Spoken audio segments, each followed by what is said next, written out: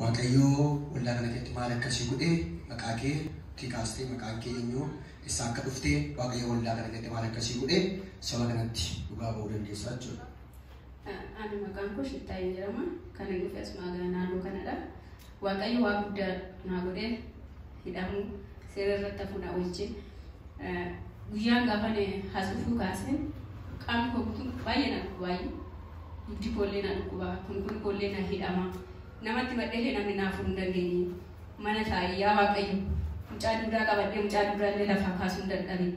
Ati garuu nama hin qaaneessitu kan namni namaan goone namaaf raawwatta. Anaaf na oolchi ta'ee Waaqayyotti bu'ee Waaqayyos na dhaga'e. Baay'ee dhufee walakkaa kana ga'e hanga'uu dadhabe. Nan taa'amu mucaa kana nan gataa hagan jedhee dhiphaadhuutti ga'e dhugaa Waaqayyo. Lafeen dugda koo hojjetu qaamni koo mul'atu hidda narraan boba'a. Lukti koo lamaan hin deemu. Haga mucaa dugdaa baadhees ga'uu dadhabutti namatti simadhee nama laalee furmaatan arganne. Ati yaa Waaqayyo ba'aa kana narraa kaastaa jedhee dhufee guyyaa kamisaas jija kana taa'ee. Yeroo paastarii dhufanii akka tasaa nu kadhatanii namni ba'aa baattanii dhuftan ba'aa keessan baattanii hin galtan. Namni dhukkuba kamiiyyuu baattanii dhuftan dhukkuba keessan irraa bilisa baatu jedhanii yoo nu kadhatan Waaqayyo hanaan illee na ilaalee bilisa na baase.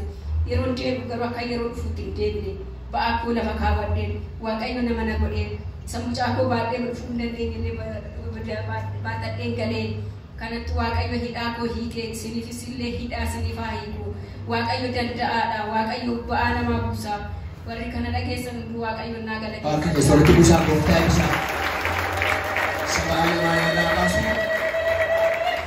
Baabaa kan dhufanii isa ba'aa baatanii kan galeessa godhu mee ammayyuu illee guddaadhaan gooftaa isaa.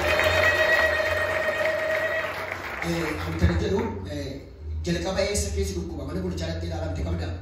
Mana qorichaa kamiyyuu jenne erguma mucaa kana ka'ee galee na dhukkuba. Dugda na dhukkuba lafeensa. Lafee dugdaa isa dhukkuba jechuudha. Osoo hin taane asumatti illee kadhatamee ture. Adeemsi keessa na dhukkuba bakka qaama guutuu na dhukkuba. Namummaa kee kana guutummaa sun dhukkuba jechuudha. Guutuu na dhukkuba luka kun na hiikuu jalqaba. Dibaka deemuu hin danda'u namatti illee yoo nama namni waan godhu waan jedhuuf calluman jedhee garuma Waaqayyotti bu'aa.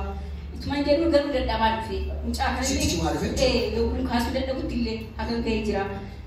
Utuu kana mucaa kana garaatti baattus dhukkubaa ture. Lakki. Eegga mucaa kana geessee. Eeguma isa deeyna. Kana dhuftee fayyite erga geessee bootu deemee. Eeggallee yan baay'ee dhufeetan kan nasitti. Asitti kan Waaqayyo kanaan guyyaa kamisaa jechuun sagantaa. Guyyaa kamisaa guyyaa har'aatiin booda jimaata tajaajila jettanii guyyaa dhumaarratti. Gaafa guyyaa dhumaa beeksisa. Guyyaa dhumaarratti jechuudha. Bakkee kana taa'ee Waaqayyo kan mana makaamiyyuu kadhatamu anaafis Waaqayyo na ilaalee. Ergaa asitti dubbatan immoo maastariin fa'aa dhufanii si kaasanii immoo nama keessatti gaafa har'a hin fayyidu ba'aa keessan kan hunda baafatanii kan dhuftanii fayyadanii galtan gaafa achuma keessee fayyideeti. Nama kamiifiyyuu kadhatamu anaaf illee Waaqayyo na bilisa na baase. Argee soorti buusaa gooftaa isaa. Raajii dhufanii dubbatan hundaane gaafa achees ba'anii ba'aa keessan fudhatanii kan dhuftan hundumtuu ba'aa keessan ofirraa dhabduu jedhanii gaafa dubbatanii sa'aatii maganaa kaasee lafa taa'utan ba'aa ofirraa dhabeette. Argee soorti buusaa gooftaa isaa. Har'as amantanii kan teessan lafa teessanitti baasii irraa kaasa Waaqayyo. Otuma lallabamuu otuma Waaqayyo hojii hojjechaa jiru karaa lallabaa garaa Waaqayyo ba'aa keessa irraa kaasa. Inni guddaan amantee gaafa fuula Waaqayyo raajii dubbachuu utuu hin taane lafaa si kaasuu utuu hin taane achumatti amantee gaafa teessu Waaqa lafa teessu dhufee lafaa si kaasa.